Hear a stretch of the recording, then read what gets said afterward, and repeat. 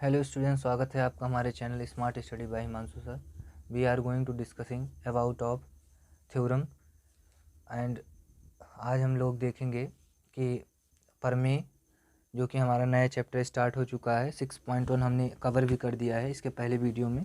तो आज हम लोग इसका 6.2 से पहले दो प्रमेय डिस्कस कर लेते हैं जो कि काफ़ी इंपॉर्टेंट आपके पेपर के लिए हो सकते हैं, क्योंकि कभी कभी पेपर में प्रमेय भी पूछ लिया जाता है। ठीक है, इस वजह से हम एक स्पेशल वीडियो दो प्रमेय के लिए अभी बना रहे हैं। जैसे जैसे प्रमेय का यूज होगा आगे हम वीडियो में प्रमेय को कराते चलेंगे। ठीक है, तो ध्यान दीजिए यहाँ पर। तो ये हमारा कक्षा 10 गणित चित्रा प्रकाशन बुक जो पढ़ाया जा रहा है, एक्सरसाइज 6 है। ठीक है, त्रिभुज चैप्टर का नाम। तो आप लोग अगर शुरुआत से जुड़े हैं तो हमने निर्देशांक ज्यामिति कवर किया है अभी इसी महीने में। अब हम यहाँ पर 6.1 भी कवर कर दिए हैं। 6.1 पे यहाँ पर अब पहुँचे हैं। ठीक है, अगर आप हमारे चैनल पर नए हो तो चैनल को सब्सक्राइब कीजिए एंड बेल आइकन को प्रेस कीजिए, जिससे हमारी जो नई नोटिफिकेशन हो आपके पास जाए और आप पर्याप्त मात्रा में वीडियो को देख पाएँ और अच्छा नंबर प्राप्त कर पाएँ। ठीक है, तो आज हम देखते हैं इसको। ठीक है, तो ए प्रमेय हमारा एक है, इसीलिए 6.1 लिख दिए हैं। ठीक है, और पहला भी लिख दिए हैं, आप लोग जानकारी से प्राप्त कर सकते हैं। तो क्या है पहला? किसी त्रिभुज की एक भुजा के समांतर खींची गई रेखा उसकी अन्य दो भुजाओं, मतलब पहले तो जो जो दिया है उसे हम करते चलते हैं। ठीक है, यही सबसे अच्छा। किसी त्रिभुज की, तो हम क्या करते हैं, एक त्रिभुज ड्रा कर लेते हैं। तो हम चित्र काफ़ी बेहतर नहीं बना पाएंगे, लेकिन समझाना जो है उसको हम कर सकते हैं आप लोग। ठीक है, ये हो गया हमारा ए बी सी। ठीक है, अब आगे क्या कह रहा है कि त्रिभुज की एक भुजा के समांतर खींची गई रेखा, तो भुजा यही है, इसके समांतर एक रेखा खींची गई, इसे मान लेते हैं हम क्या, डी और ई। यही प्रश्न से देखते हैं, खींची गई उसकी अन्य दो भुजाओं को जिन दो बिंदुओं पर काटती है। ठीक है, मतलब ए बी को डी काटती है, ए सी को ई काटती है, वे बिंदु उन भुजाओं को समान अनुपात में विभाजित करते हैं, मतलब इसकी दूरी क्या होगी, बराबर होगी। ठीक है, यहाँ तक हो गया, ये हमारा प्रश्न है। अब देखते हैं प्रमेय करने का तरीका क्या होता है। ठीक है, प्रमेय कैसे किया जाता है। तो सबसे पहले हम देखेंगे इसमें दिया क्या है। ठीक है, दिया है, क्या दिया है आप लोग उसे नोट डाउन करेंगे। क्या दिया है कि त्रिभुज ए बी सी में, ठीक है, त्रिभुज ए बी सी में एक भुजा एक भुजा एक भुजा बी सी के समांतर बी सी के समांतर बी सी के समांतर बी सी के समांतर एक रेखा डी ई खींची गई। क्या? डी ई खींची गई। बस आप इतना लिख सकते हैं, आगे और भी लिख सकते हैं लेकिन इतना पर्याप्त है। ठीक है, एक भुजा डी खींची गई और ए बी और ए सी को आपस में बांटते हैं, ये यहाँ से दिख ही रहा है। ठीक है, ध्यान से देखिए। अब हमें प्रूफ क्या करना है। ठीक है, अब हमें सिद्ध करना है। क्या? इसको भी ऐसे लिखना है जिससे हमें पता रहेगा आंसर क्या आने वाला है। तो सिद्ध हमें क्या करना है, सिद्ध हमें करना है कि जो कह रहा है ना, यहाँ पर समांतर खींची गई भुजाओं को जो दो बिंदु, वे बिंदु उन भुजाओं को समान अनुपात में बांटे, मतलब ए डी बटे बी डी और ए ई बटे ई सी। तो सिद्ध क्या करना है, ए डी बटे बी डी बराबर ए ई बटे ई सी। यही हमको क्या करना है, प्रूफ करना है। देखिए, समान अनुपात में ए डी बटे बी डी बराबर ए ई बटे ई सी। ठीक है, यहाँ तक इसमें कोई आप लोगों को कोई दिक्कत होनी नहीं चाहिए। ठीक है, अब देखिए यहाँ से आगे तो हमें प्रूव करना भी मिल गया। अब हम क्या करेंगे, इसमें कुछ रचना करेंगे और उसको भी लिखना पड़ेगा। तो हम क्या करते हैं, यहाँ से एक लंब डालते हैं इस पर। ठीक है, और यहाँ से एक लंब इधर इस पे डालते हैं। ठीक है, ये हमारा 90 अंश का कोण बन गया। ठीक है, इतना आप लोगों को पता चल पा रहा है। अब एक चीज़ ध्यान दीजिए, बी को ई से मिलाया और सी को डी को सी से मिलाया। इतना काम हमने इस चित्र में किया और आप लोगों को ऐसे ही करना है। ठीक है, क्योंकि आप हमारे साथ जुड़े हुए हैं तो आप लोगों को पता है हम एक एक क्वेश्चन बताते हैं जितना हो सकता है। कि यदि आप हमारे चैनल से जुड़े हैं, अभी तो नहीं, अभी 4-5 चैप्टर पढ़ा लें उसके बाद आपको पता चल जाएगा कि कैसे। तो आप मैथ में अच्छा नंबर सिर्फ इसी चैनल से ला सकते हैं ना, किसी मतलब कोचिंग या कोई की आवश्यकता नहीं पड़ेगी। लेकिन अगर आप इस टाइप के हैं, अगर ऑनलाइन पढ़ सकते हैं, क्योंकि सभी बच्चे ऑनलाइन नहीं पढ़ सकते हैं। ठीक है, कुछ बच्चे ऐसे होते हैं जिनको ऑनलाइन पढ़ना, क्योंकि वो 5-10 मिनट पढ़ेंगे उसके बाद पढ़ते नहीं, तो ऐसे पढ़ाई नहीं हो पाए। जो बहुत कंसिस्टेंस होगा वही पढ़ पाएगा। ठीक है, आगे देखिए। अब तो रचना में क्या लिखेंगे, देखिए रचना में हम क्या लिख सकते हैं, रचना में क्या लिख सकते हैं, जो हमने किया रचना में वही लिखेंगे। कि क्या लिखे कि रेखाखंड जो हमारा बी है, रेखाखंड बी जो हमारा है वो बी और सी डी खींची, एक दूसरे में मिला दिया, तो क्या लिखेंगे देखिए, बी तथा सी डी हमने क्या किया, खींचा, बी तथा सी डी को मिलाया, ठीक है, देख पा रहे हैं, बी तथा सी डी को मिलाया, तथा डी तथा ई से भुजाएं ए सी और ए हमारा जो डी तथा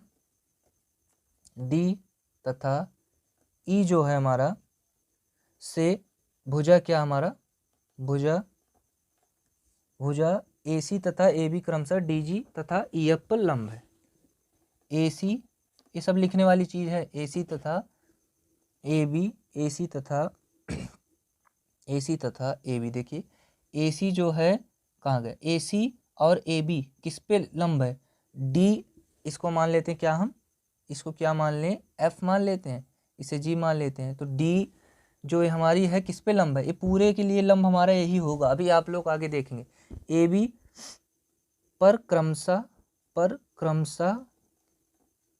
क्या होंगे, क्रमशः डी जी तथा ई एफ लंब खींचिए, ठीक है, ये रचना हो गया, ये आपको याद रखना है, ठीक है। अगर आप याद करे रहेंगे तो आपको बहुत ज़्यादा फायदा इसका होने वाला है। अब ध्यान दीजिए यहाँ पर, अब इसको हम शुरू करते हैं कैसे। अब आप चाहे उपपत्ति भी लिख सकते हैं, लेकिन हम डायरेक्ट अब आगे चलते हैं कैसे किया जाएगा इस क्वेश्चन को, ठीक है। अब देखिए यहाँ से एक चीज़ हमें क्या पता है कि ई एफ लंब बराबर क्या है, ई एफ जो लंब है किस पे है, ई एफ, देखिए ई एफ लंब किस पे है, देखिए जो ई एफ है हमारा देखिए ई एफ, जो ई एफ है ये हमारा ई एफ किस पे लंब है, ए बी पे ना, तो लंब का चिन्ह ए बी पर, किस पे लंब है, ए बी पर।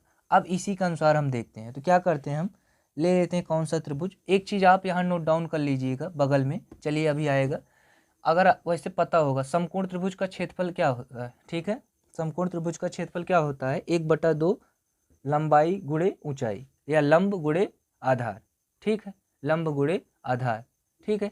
अब ध्यान दीजिए इसमें यूज होगा ये। अब देखिए यहाँ पर, अब हम कौन सा त्रिभुज ले लें, इसमें से त्रिभुज हम ले लेते हैं कौन सा, ए डी ई से, त्रिभुज ए डी ई से, देखिए ध्यान से, त्रिभुज ए डी ई से, ठीक है, त्रिभुज ए डी ई से, तो क्या हो जाएगा त्रिभुज ए डी ई से, सबसे पहले तो त्रिभुज ए डी लिए, तो मतलब इसका क्या करना है, क्षेत्रफल ज्ञात करना है, त्रिभुज ए डी से, तो ए डी का क्षेत्रफल क्या हो जाएगा, से ए डी लिखते हैं, त्रिभुज ए डी का क्षेत्रफल सीधा डायरेक्ट, ठीक है, तो क्या हो जाएगा हमारा 1/2। अब आधार गुणे लंब, आधार इसके लिए क्या हमारा बताइए, आधार इसके लिए हमारा क्या है, आधार हमारा क्या होगा, ए और डी, यहाँ से यहाँ तक, क्योंकि ये लंब हो चुका है हमारा, तो इसके लिए आधार क्या होगा, ए डी, और लंब हमारा क्या होगा, ई एफ, ठीक है। तो अब देखिए यहाँ पर आधार तो हमारा ए डी हो गया, और लंब हमारा क्या हो गया, ई एफ, तो आधार गुणे लंब, आप लोग सूत्र लिख सकते हैं वैसे, देखिए स्पेस, चलो यहाँ पर लिख देते हैं, ध्यान से देखिए कि समकोण त्रिभुज का क्षेत्रफल बराबर 1/2 आधार गुणे लंब, ठीक है, ये आपका नोट डाउन कर लीजिए, ठीक है। अब यहाँ तक कोई दिक्कत नहीं होनी चाहिए। तो हमारा क्या हो जाएगा, ये सिर्फ हमारा किसका हुआ, ए डी ई का क्षेत्रफल, समीकरण नंबर 1 आप इसे नोट डाउन कर लीजिए। अब देखते हैं आगे, अब कौन सा लेंगे बताइए, अब लेंगे हम बी डी ई का, ठीक है, कौन सा, बी डी ई का, त्रिभुज बी डी ई का क्षेत्रफल, त्रिभुज बी डी ई का क्षेत्रफल, आप अगर समझ लिए तो अपने से भी कर सकते हैं, कोई बड़ी बात नहीं। बी डी ई का क्षेत्रफल, ध्यान से देखिए, तो बी डी ई का क्षेत्रफल क्या हो जाएगा हमारा, 1/2 तो वही होगा जो सूत्र लिखा है, और इसके लिए हमारा क्या हो जाएगा लंब, बी डी हो जाएगा क्योंकि ए वाला त्रिभुज है हमारा, देखिए, और लंब यही होगा इसके लिए भी, देखिए यहाँ से यहाँ तक हमारा त्रिभुज हो गया, लंब इसके लिए भी हमारा ई एफ ही होगा। इतना आप लोगों को दिमाग में होना चाहिए, क्योंकि इसके लिए लंब कहाँ से आएगा, क्या इसमें कहीं लंब दिख रहा है, हमने ई से कोई बिंदु बाहर निकाला, वही हमारा लंब बन गया। तो हमारा क्या हो गया, ए तो हमारा बी डी हो गया, और गुणे क्या हो गया हमारा, ए ई एफ हो गया। ठीक है, इतना काम हमने कर लिया। अब क्या करेंगे, अब यहाँ से इक्वेशन नंबर 2 इसे कर लेते हैं। तो समीकरण 1 तथा समीकरण 2 से तो क्या हो जाएगा, अब इसको हम क्या करते हैं, बटे में कर लेते हैं। ध्यान से समझिए, इस आपके बहुत उपयोगी चीज़ है। तो क्या हो जाएगा, त्रिभुज ए डी ई बटे त्रिभुज बी डी ई। ठीक है, यहाँ तक हुआ। अब ध्यान दीजिए, 1/2 गुणे ए डी गुणे ई एफ बटे 1/2 गुणे बी डी बटे ई एफ। ठीक है, यहाँ तक हुआ। इससे कैंसिल आउट हुआ, इससे कैंसिल आउट हुआ, बचा क्या, ए डी बटा बी डी। अब देखिए हमारा समीकरण नंबर 3 हो गया। ऐसे आप करते रहिए। अब इसको हम इरेज करते हैं, फिर आगे बढ़ते हैं। यहाँ तक आप लिख लीजिए, समीकरण 3 आपको याद होना चाहिए। ठीक है, ये बहुत ज़रूरी है। चित्र नहीं इरेज करेंगे, बस थोड़ा सा ऊपर इरेज करेंगे। ठीक है, क्योंकि चित्र के साथ ही समझाना बेटर रहता है, इसी वजह से हम चित्र के साथ ही समझाने की कोशिश करेंगे। देखिए आगे, अब जैसे हमने आगे किया, अब सेम वैसे क्या करना है। अब जो लंब है हमारा डी जी, ठीक है, डी जी, जी सही से दिख नहीं रहा है, देखिए जी, डी जी। अब इसको देखो कैसे करोगे, सेम वही तरीका है। अभी हमें इक्वेशन नंबर 3 मिला, वही इंपॉर्टेंट है। इक्वेशन 1 2 तो हमने सॉल्व करके इसको ले आए, अब इसको लाना है। ठीक है, अब ध्यान दीजिए, अब हम लेंगे डी जी जो लंब है, किसके किसके ऊपर डी जी लंब है, देखिए डी जी जो लंब है वो किसके ऊपर है बताइए। अभी तक जो ई एफ लंब था वो किसके ऊपर था, ई एफ हमारा लंब था ए बी के ऊपर, तो डी जी लंब है ए सी के ऊपर ना, यही तो, ए सी पर। अब ध्यान दीजिए यहाँ से एक चीज़, अगर आपको सवाल एक बार समझ में नहीं आया तो आपके पास क्या है, मोबाइल है, आप पीछे करिए, बैक करके फिर से देख सकते हैं। ठीक है, तो अब ध्यान से देखिए आगे। तो अब यहाँ से हम अब क्या लेंगे, अब सीधा डायरेक्ट लिखते हैं त्रिभुज ए डी ई का क्षेत्रफल, ए डी ई का क्षेत्रफल। अब सोचिए आप ए डी का क्षेत्रफल क्यों ले रहे हैं, देखिए यहाँ से ए डी अगली बार भी लिए थे, लेकिन अब जो लंब है हमारा क्या होगा, अब हमारा लंब ई एफ ना होकर डी जी होगा, इतना ध्यान आपको होना चाहिए। और नीचे क्या हो जाएगा हमारा, बटे में कौन सा हो जाएगा, C D E, C D E. अभी तक हमने ए वाला लिया, अब हम इस साइड के लिए चल रहे हैं, तो इसके लिए ए होगा, लेकिन ऊपर वाला हमारा सेम रहेगा क्योंकि लंब है। तो लेकिन अब ए वाला लंब हमारा डी जी हो जाएगा, और ए वाली त्रिभुज हमारा क्या हो जाएगा, E D C D E आप कह सकते हैं। और यहाँ से हमने डी से एक बिंदु बढ़ाया जी, वही हमारा क्या है, लंब है। अब बार बार समझेंगे तो हो जाएगा। अब थोड़ा हम शॉर्ट करने की सोच रहे हैं। ठीक है, तो C D E, C D E का क्षेत्रफल, सी डी ई का क्षेत्रफल देखिए कैसे, सी डी ई क्यों लिए, क्योंकि इससे हमें ई सी प्राप्त हो जाएगा। ठीक है, ई सी और ए ई, इसलिए हमको ए त्रिभुज लेना पड़ा। ध्यान दीजिए, और लंब हमारा ए वाला है, अभी तक ए वाला चल रहा था। जितना अब हो सकता है उतना समझाने की कोशिश करें। तो इसका क्षेत्रफल 1/2, आधार इसका क्या हो जाएगा बताइए, इसके लिए हमारा आधार क्या हो जाएगा, आधार हमारा ए ई हो जाएगा यहाँ के लिए, जैसे इसके लिए ए डी था, अब इसके लिए ए ई हो गया। और आगे जो लंब हमारा क्या है, यही तो होता है आधार गुणे लंब, लंब हमारा डी जी होगा। नीचे वाले के लिए देखिए ध्यान से, 1/2, ये तो सेम ही रहेगा। और इसके लिए हमारा आधार देखिए, इस त्रिभुज के लिए आधार हमारा ए बन गया, लंब हमारा ए हुआ, तो ई सी गुणे लंब हमारा यहाँ हुआ डी जी। ठीक है, क्योंकि इस रेखा से इसको बढ़ाए, इधर से करेंगे तो फिर ये तो साथ में हो जाएगा, गलत हो जाए।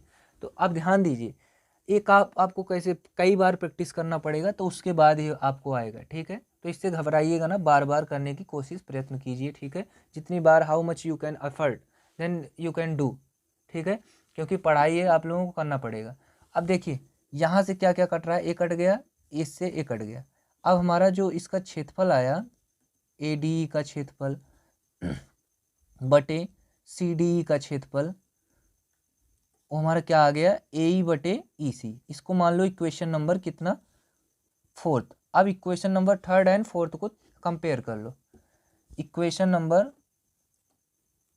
Number 3rd and equation fourth with compare, ठीक है, विथ कंपेयर आगे तो अब लिख सकते हो, ज़्यादा इंग्लिश नहीं लेकिन थोड़ा बहुत आपको जानना चाहिए। तो जब कंपेयर करेंगे तो हमारा क्या आया था, AD/BD, और ये हमारा कितना है, AE/EC, और जो कि हमें लगता है आप लोग अब अपने आंसर पे आ चुके हैं। यही आपको करना था, ये प्रूव्ड हो गया, ठीक है, यही आप लोगों को क्या करना था, प्रूव करके बताना था, ठीक है।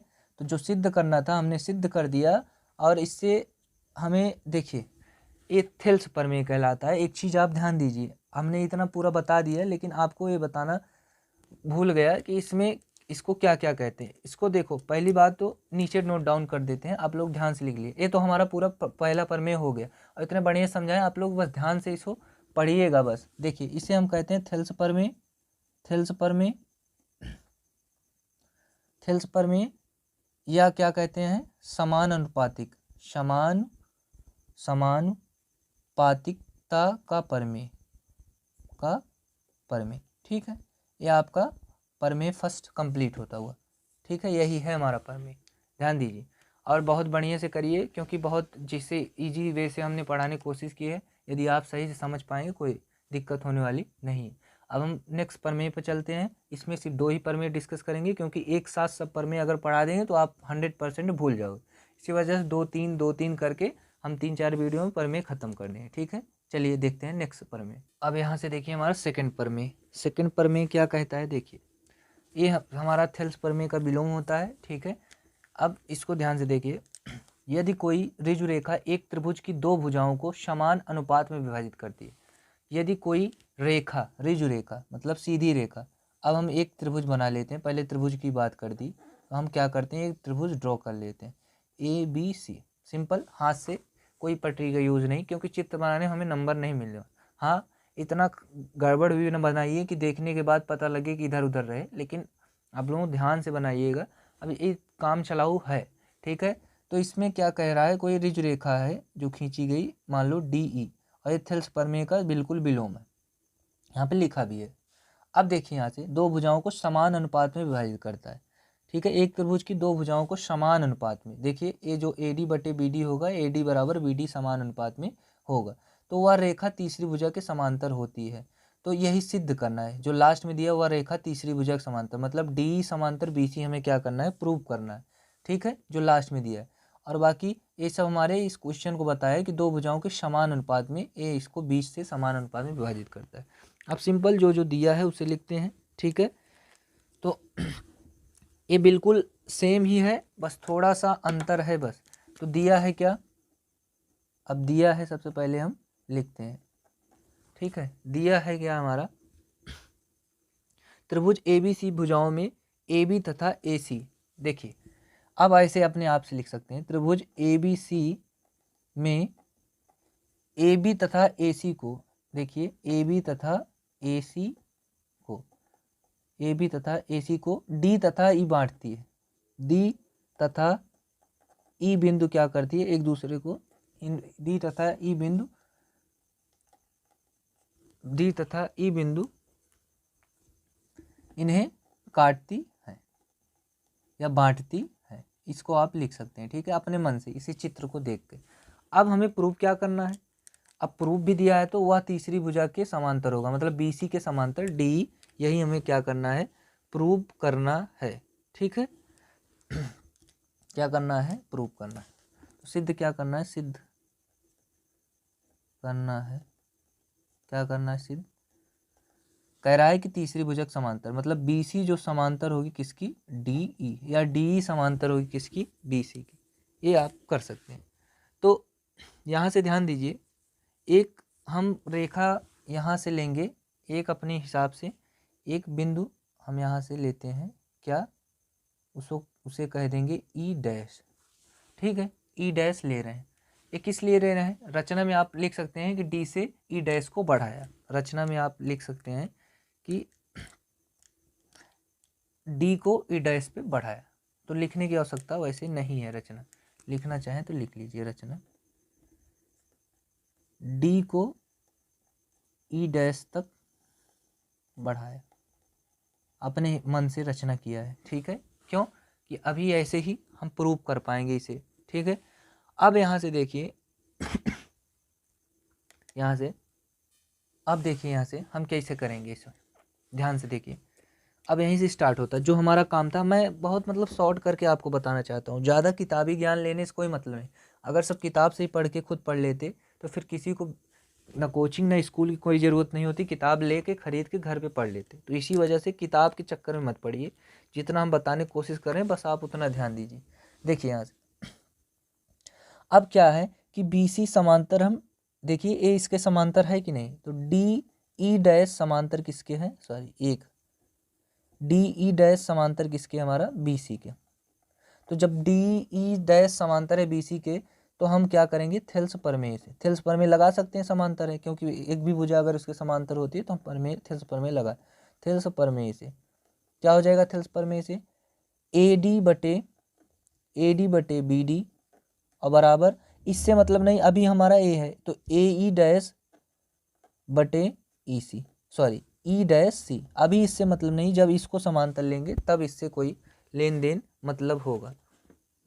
तो अब क्या करते हैं, समीकरण 1 मान लेते हैं, ठीक है।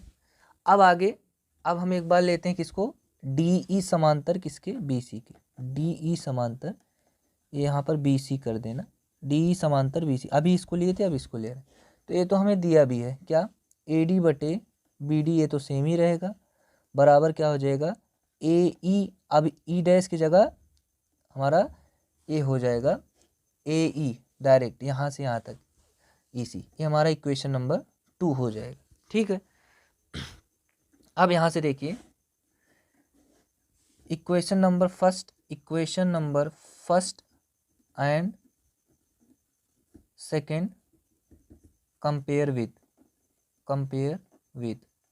मतलब एक दूसरे को क्या करते हैं, कंपेयर कर लेते हैं। अब ध्यान दीजिए यहाँ से, जब कंपेयर करते हैं तो जो AD बटे BD है हमारा एलिमिनेट हो जाता है, ठीक है, क्या हो जाता है, एलिमिनेट, तो ये हमारा हट जाता है।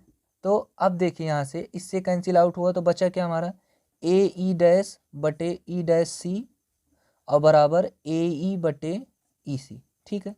सिंपल, यहाँ तक हमने क्या किया, नोट डाउन किया।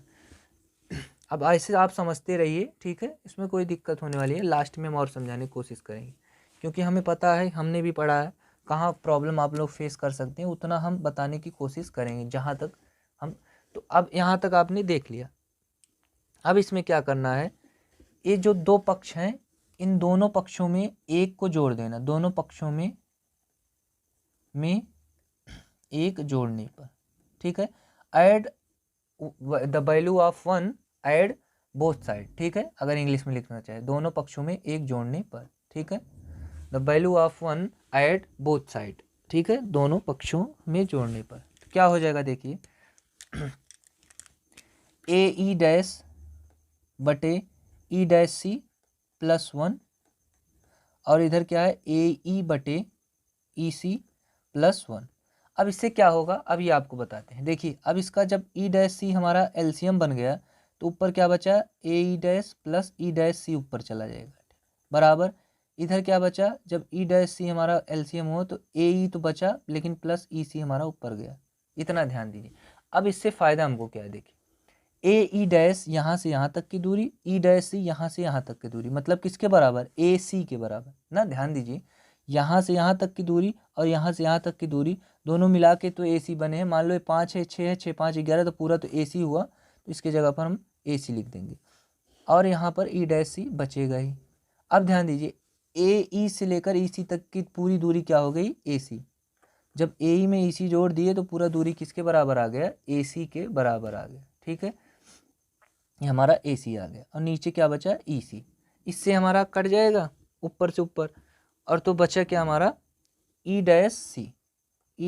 बराबर क्या, EC बचा, यही तो। जब हमारा ये बच गया E' बराबर EC, ठीक है। अब ध्यान दीजिए, तो हमें पता चल गया क्या कि जो हमारा E' बिंदु है वो किसके बराबर है, E के बराबर। क्यों, जब ए हमारा, देखिए ध्यान से, यहाँ से सिंपल, जब E' और EC एक दूसरे के बराबर है तो ए बिंदु इस पे होना संभव है, इस पे हो ही नहीं सकती। E' बिंदु भी हमारी ई डैश बिंदु भी हमारी इसी पे होगी, क्योंकि जब दोनों मान इक्वल हैं ई डैश सी ई सी, तो पक्का इसी पे होगा या तो ए इस पे होगा। ठीक है, तो हम इसे मानक माने थे तो यही इस पे संभावना, क्योंकि ये पहले से था हमने रचना की है, तो ई डैश बिंदु हमारा इसी पे होगा। ठीक है, तो जब इससे पता चलता है कि ई डैश बिंदु हमारा इसी पे होगा, तो हम कह सकते हैं क्या क्या कह सकते हैं कि जो हमारा डी ई डैश है, क्या डी ई डैश हमारा क्या है, तो यहाँ से जब हमको पता चल गया कि दोनों इक्वल है, तो मतलब ए समांतर इसके है तो डी समांतर बी सी के इक्वल है। ठीक है, अब रचना करने से हमें फ़ायदा यही मिला कि लास्ट में हमें जो प्रूव करना था, यहाँ पर देखिए बी सी समांतर डी, तो हमें पता चल गया कि बी सी समांतर डी ई के है। ठीक है, यही आपको क्या करना था, प्रूव करना था बस। तो आप लोग बस ध्यान से एक लाइन से अगर आप लोग जुड़े रहेंगे तो आपको कोई परेशानी फेस करने की दिक्कत नहीं होगी। तो हमारा क्या हुआ, सेकंड नंबर पर में भी हो गया। हम मिलते हैं नेक्स्ट वीडियो में 6.2 पर डिस्कस करेंगे। अगर यह वीडियो पसंद आया हो तो वीडियो को लाइक कीजिए और शेयर ज़रूर कीजिए अपने दोस्तों में। ठीक है, और अगर आप इसको ग्रोथ कराते रहेंगे, ठीक है, तो आप लोगों को अच्छी अच्छी नई नई वीडियो मिलेगी और आप लोगों को नंबर लाने में काफ़ी फ़ायदेमंद होगी। ठीक है, धन्यवाद, दैट्स ऑल, मिलते हैं नेक्स्ट वीडियो में।